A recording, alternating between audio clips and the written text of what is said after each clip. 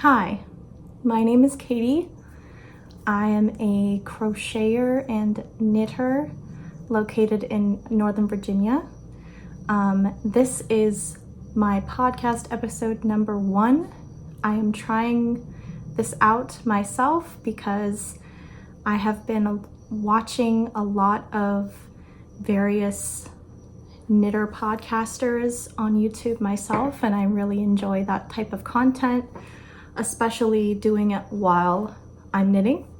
So I thought, why not make my own, or try. So a little bit about me first, I guess. I've been crocheting for about 3 years now. I started in 2021 during COVID, like a lot of people I think did. And then this past December, I recently picked up, again, knitting. I knitted a little bit as a child when I was around 10 years old. My grandmother taught me, so shout out to Grandma. And I knitted for maybe like a year or two when I was about that age, and then just kind of stopped as I grew up, and recently took it back up, and I wanted to try to make more things than just like a blanket for my dolls or a kind of crappy scarf. So this is going to be a little walk through some of my projects. I've been trying to make socks.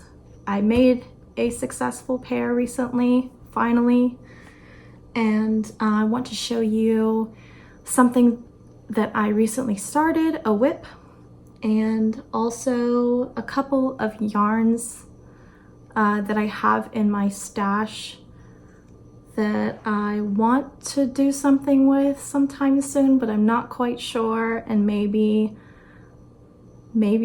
I can get some ideas from YouTube, or you can offer me some ideas of what I might be able to do with them.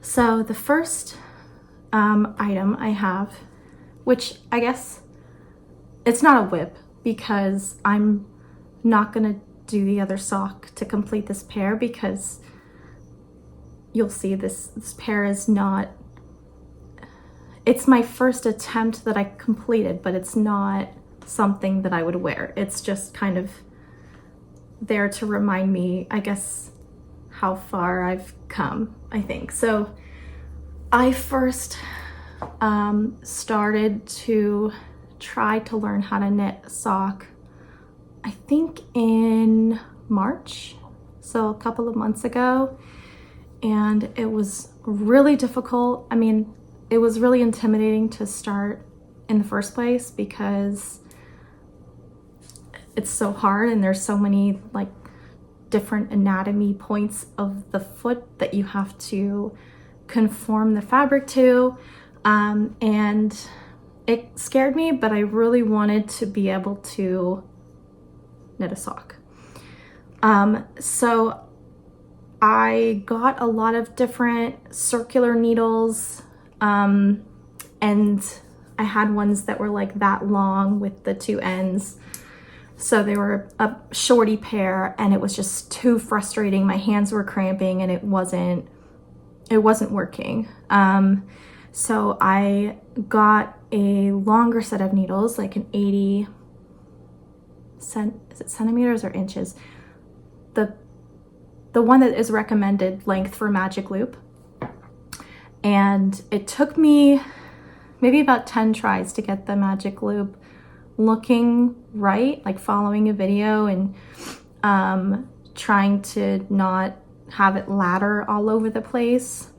But long story short, I think after a couple of solid days trying to master that and following lots of videos and everything like that, I finally casted something on that I didn't want to frog immediately, and that was it looks a little wonky right here, but this is my sock And actually, I'll put it on the sock blocker that I have.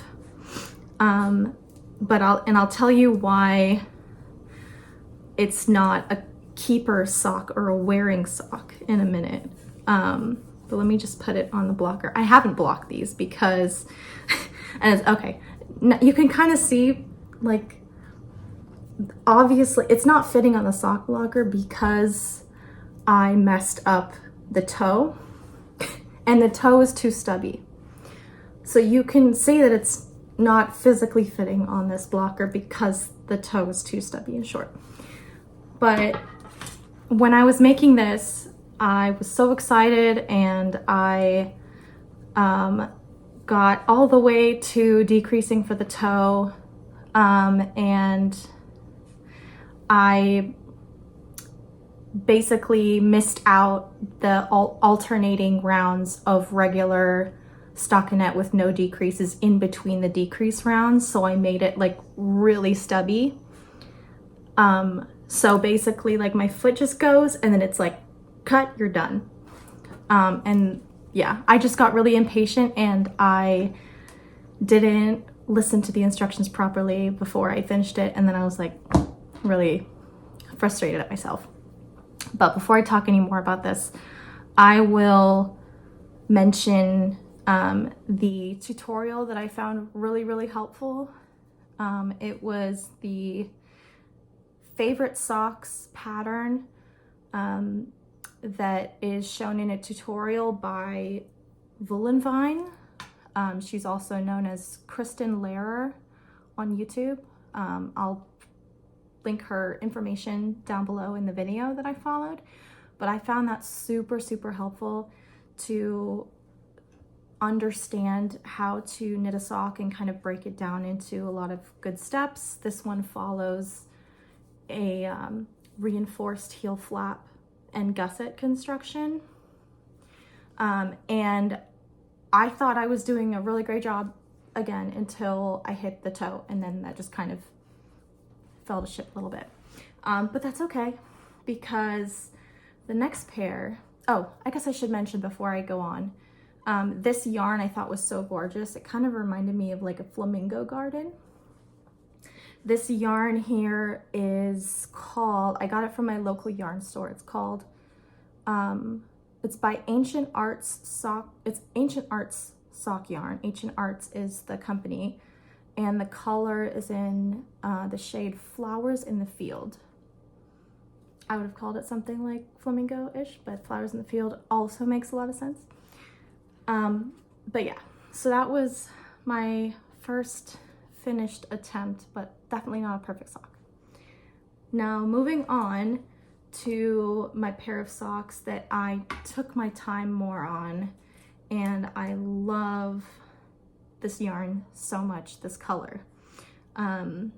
This sock is using, yeah, let me put this on the blocker, but this sock is using yarn by Manos de Uruguay. Not really sure how you say that. Manos de Uruguay, and it's the Alegria sock yarn in the color 9040 Mojito. And if you can kind of see, I tried to put it okay on this sock blocker. It's a really pretty mix of periwinkles and light blues and kind of tealy greens, sea greens, and white, and I love the little pops of yellow. It just makes me think of like a sunny beach. I guess Mojito is a fairly good name for it, in my opinion. I have worn it a couple of times after I washed and blocked it, so I guess it is pilling a little bit here around the heel, which kind of makes sense because I wore them with some loafers to work. But I will comment that this sock yarn is so super soft. This is what the little cake looks like. I have about like half of it left. It's so soft, and it's actually much softer and thinner than the yarn that I used to make this. This one is kind of, it's thicker, but it's not as buttery. So I think that this would definitely be more suited to kind of colder weather, whereas this I think is a really good like spring, maybe even summer if it's like a mild summer sock pattern or sock yarn. But it has stretched out a little bit. I use the same tutorial pattern that I mentioned before by Kristen Lehrer. And she advises to use 2.5 millimeter needles for the magic loop method.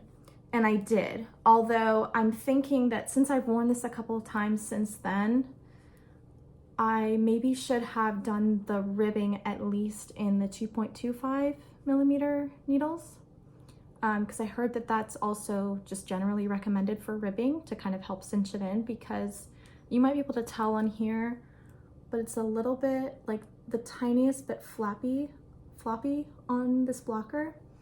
And when I first blocked it after I washed it, it was like snug and tight. So it's loosened out a tiny bit. And when I wear it on my foot,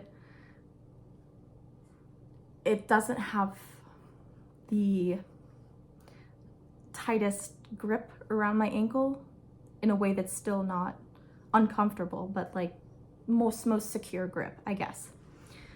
So I still love these socks, and it did the normal toe. I followed all of the instructions this time.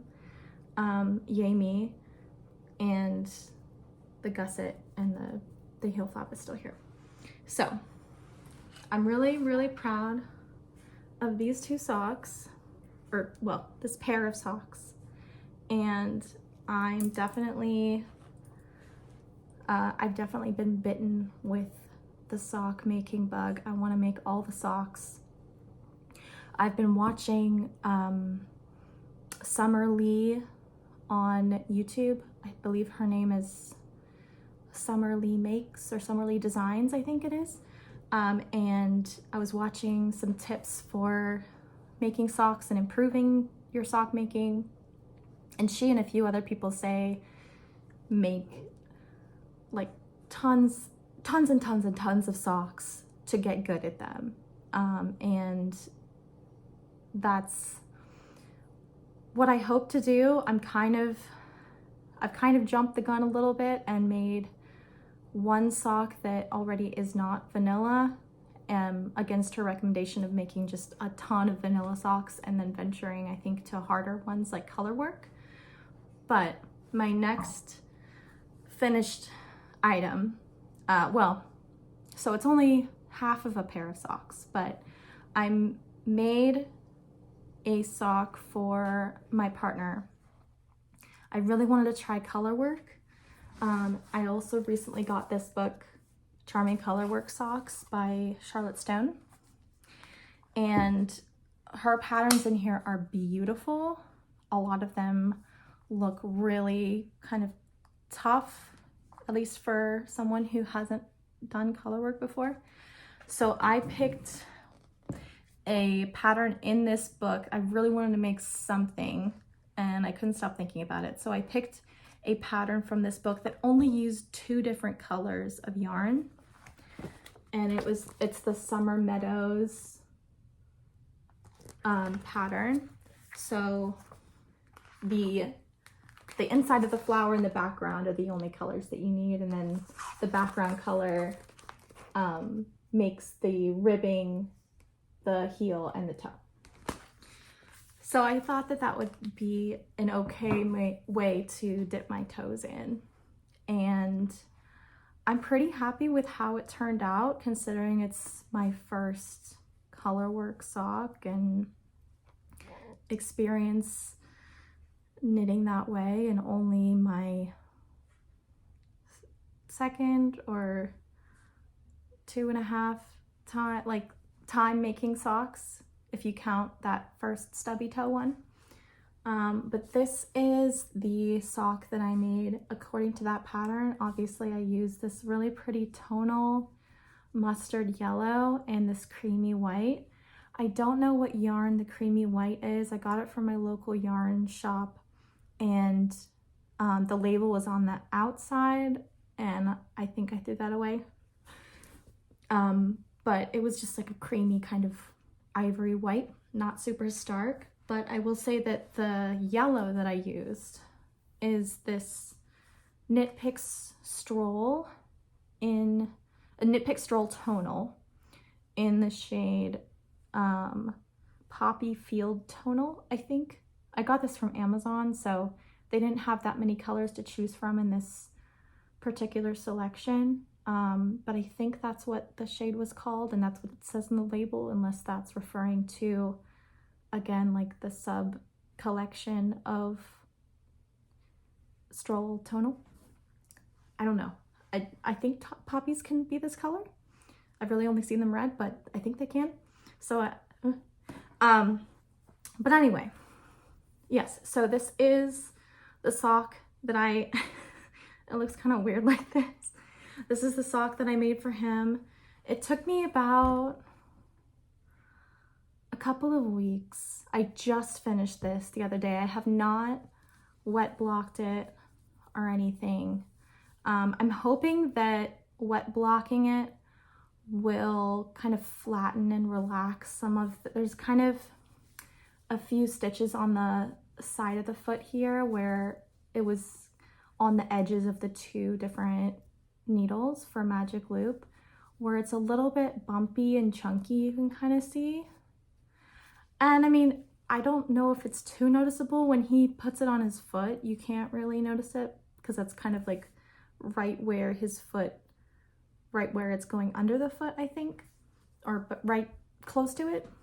So I don't think it's too bad, but I definitely want to try to improve that on my next sock, or on the second one of this, whenever I get around to making it. I didn't really realize until I was making this that color work, at least these two yarns that I used, makes the sock quite, not quite thick, but definitely, uh-oh, my ring got caught. It got caught on the little floats. But it makes it a little bit thicker, definitely the blue socks that I showed, but also thicker than color work commercial socks that you get. You know, I don't know if you can relate to this, but when I was a kid, I would get like a lot of those cute socks from my family members with like cats or like Halloween pumpkins or like little reindeer on them, and you would turn them inside out and you'd see the little floats, but they were like factory made, so I'm pretty sure that the yarn was like really thin and it probably wasn't the same quality. But these are not summer socks, or I would say these are like fall or winter socks. It's May right now, and it's getting, here in Virginia, it's getting to be very warm. Some days I feel like are getting in the 80s, around the 90s, but sometimes it falls back to like the 60s during the day. So Virginia weather, what can you do? But it's definitely, I think, too warm to wear these on the warmer days of those. So yeah, I will say that also I think the holes that I did doing this type of heel, I'm not really sure what this type of heel is called. It was also my first time doing this type, because I'd only done the reinforced heel flap and gusset. Let me just check the book to see what kind of, it just says it's a short row heel. So I don't know if that's the same as like a fish lips kiss heel, which is a cute name, but I don't really know what that means yet. It doesn't look at all like a fish, so maybe it's not. But it was my first time doing that heel, and there are a few like really small holes around the corner of the heel where I joined it with the foot of the sock. But I don't think it's too noticeable, especially when he wears it. And what else to say about this? I think the length of it, I was trying to hit it kind of a bit above his ankle. Maybe I'll insert a picture of kind of like the length that he was going for. And because this different type of heel is further down, it only like takes up like maybe an inch or an inch and a half of the bottom, very bottom of the heel. You need a lot more of the body pattern to cover the part moving up to the ankle and then past the ankle. So I think when I was making these and got down to the heel part, I was like, oh, this I think will be long enough. And then I kind of misjudged like that this wouldn't take up the entire heel portion, at least on his foot. So it kind of shortened it in a way, if that makes any sense. But he said that it still works. It's still not too short. And obviously I won't make the second sock in this pair different. I'll make it as close to this as I can, hopefully with just a little bit more neat finishing. But yeah, overall, I'm really proud of this. There's almost no mistakes on the pattern at all, except for this one little part. And now that I'm looking at it, I can't really, I can kind of, okay. So there's one little flower here that kind of looks a little messed up, but it's not too bad. I think you really have to search for it to realize that there's one that isn't perfect. Well, perfect. But yeah, I'm really proud of this. Honestly, I'm not really in a huge hurry to make the second one because this was a lot, and I'm a little bit sick of the pattern. I think I need a bit of a break before I hop on this pattern again, even though it's beautiful. And also it's summer, so he's not really gonna wear this anytime soon anyway. So I feel like I have until October, September. Like I have a few months to make the second one. I just can't forget about it. So don't let me forget about it. Okay, so moving on, those are my finished objects, and I guess they are all socks, but that has been a major goal of mine and something that I wanted to conquer. And I guess we can move on to my main whip at the moment. I have kind of I have a handful of whips that I started in December, and then I kind of stopped them because I wanted to frog them, or I wasn't sure if I wanted to continue, but I cast this on a couple of days ago. This is the Camille Tee by Celine Phaeton Designs on Ravelry.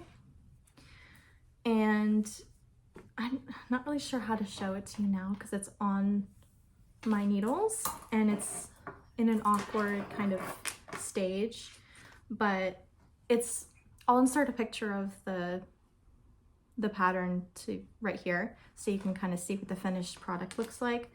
But I'm right on the front of the blouse, and it's getting caught in my blockers. I'm right on the front of the blouse.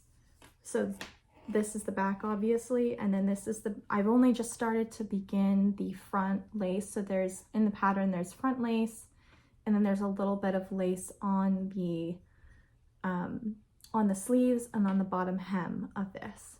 So this is right at the chest. And I have not yet connected for the armholes, but I just have to do a few more rows of increases for the front, and then I should be able to connect them. But look how pretty this yarn is. It's like a pale green with little specks of like peachy and yellow and almost like a blue in it. I don't know if you can, oh, I'm showing you the wrong side. I'm showing the pearl side. I feel like it's more noticeable on the stockinette side. But I just love it. It's so pretty. This yarn is from another designer, yarn designer here on YouTube called, her name is Erin. Well, her name is Erin Ryko on YouTube. I think her other name is Erin Bissett, but she goes by Erin Ryko on YouTube. And this is her cotton and merino. I have the little tag here. Cotton merino, superwash merino blend, 50-50 of DK yarn. And this shade, I'm hoping that it's still available on her website. So if it is, I'll link it below. But the shade is called Fairy's Breath. And yeah, I think that's a really good name. It's just so pretty. It reminds me of like a really good green, pretty garden, kind of almost like from a painting or something. It's very pale, and I thought that it still wasn't too variegated to make the lacy parts on the blouse itself hard to see. And as I kind of continue working it up, oh, I don't think it is.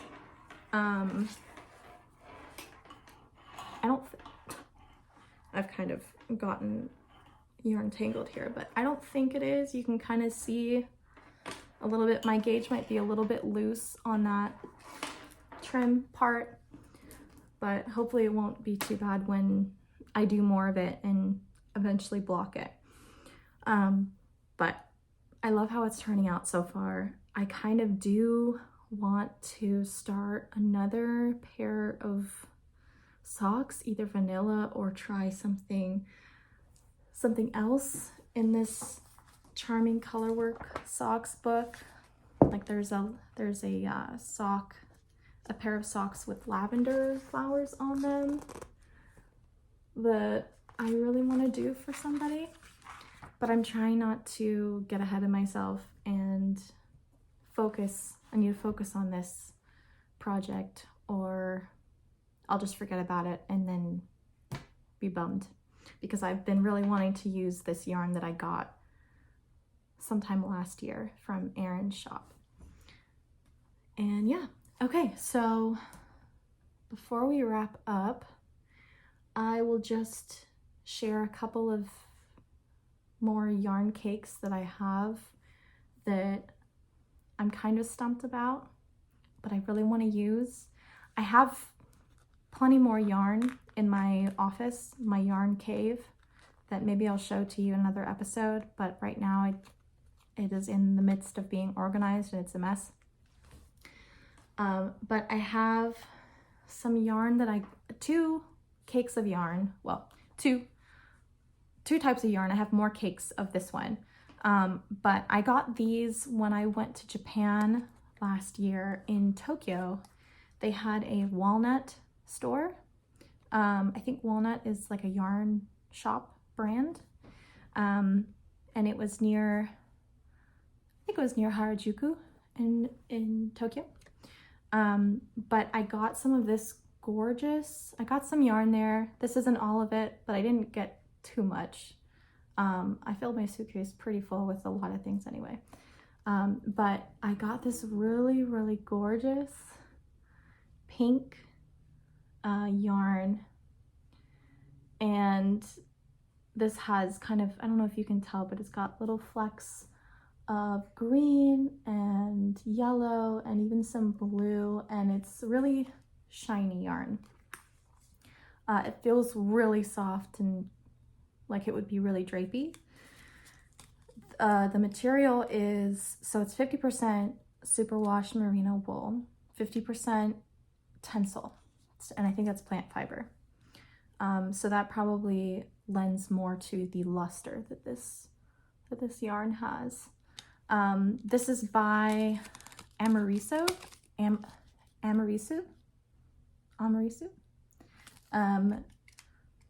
this is the paddle hand dyed collection, and it has, I like the cute little doodle on this label. It's cute. The only thing is with this yarn, I only have this much of it, this much of a cake, and I think when oh, by the way, the color is called Sweet Pea. When I checked their website the other day, they were sold out of this, unfortunately, so I hope that they can restock soon because I would love to get more. But this cake currently has 100 grams or 333 meters. And I was looking at some patterns on Ravelry to possibly make with this. I knew I probably couldn't make something really big or extravagant just because I only have this much. So I was thinking, oh, maybe like a little tank top or something, but a lot of the patterns for tops that I saw on there still required, I think, like double, at least double of what I have. So that kind of bummed me out a little bit. I'm definitely still saving this for something, but I would love to make it into like a summer garment or something. But I would also just love to get my hands on more of this so that it would open up the opportunities for me to make something. And yeah, I guess we'll see about that. But if you have any ideas or know about this yarn or know of a similar yarn and you've made something with it that is not a shawl, I'm just not really a shawl person. I love how they look on other people. Maybe I'll become a shawl person one day. I don't know, but I would be more interested in making like a different kind of garment with this. But let me know. And my second yarn that I have, this is just like a small cake that I was caking up, spinning, what do you call that?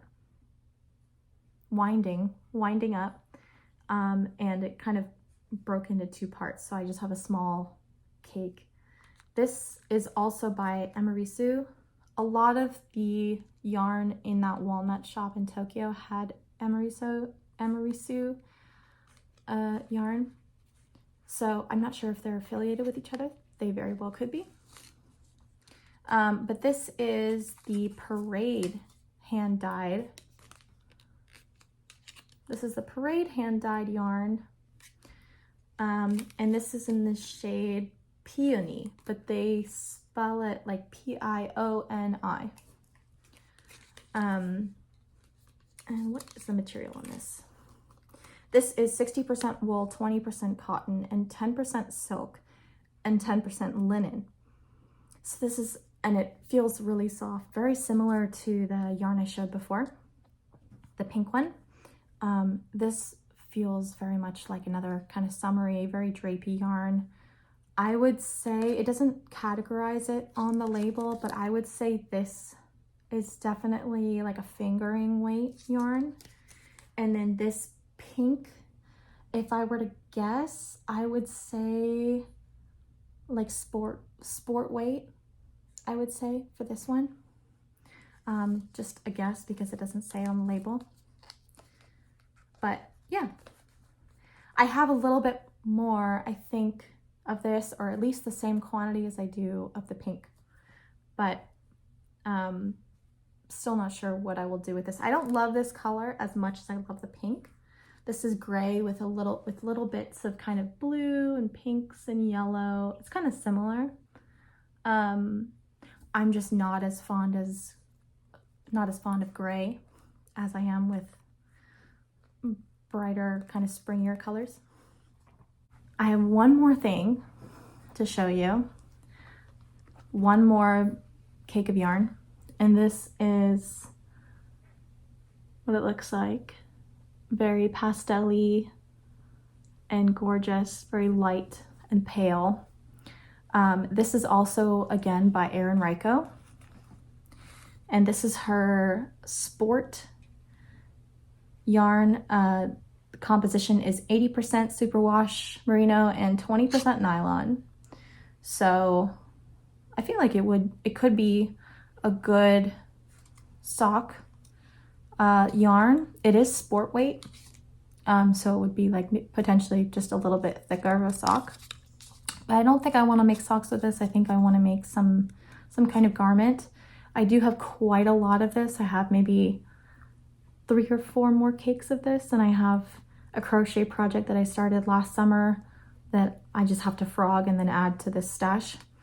But the shade of this yarn is called Sorbet, B-A-E, like bay, which I think is a really cute name. And I think I might have more ideas of what to do with this. I really love the Darjeeling blouse on Ravelry. I forget who the designer is, but it's called the Darjeeling blouse, and it looks gorgeous. And I really want to make it, but it looks pretty advanced. And I think that starting off with this Camille Tee is a good kind of first step into working my way up to making that. I don't want to get ahead of myself, and I tend to do that and make my life hard. Okay, so I feel like this has been a pretty lengthy episode. I hope you enjoyed watching. If you did, please give this video a like. Please subscribe if you are so inclined and want to see potential more podcast episodes from me. And leave a comment and let me know what you think of these yarns, if you've tried any of them before, if you've tried any pattern from that Colorwork sock book that I mentioned, and what your experiences have been. I would love to hear. So until next time, bye-bye.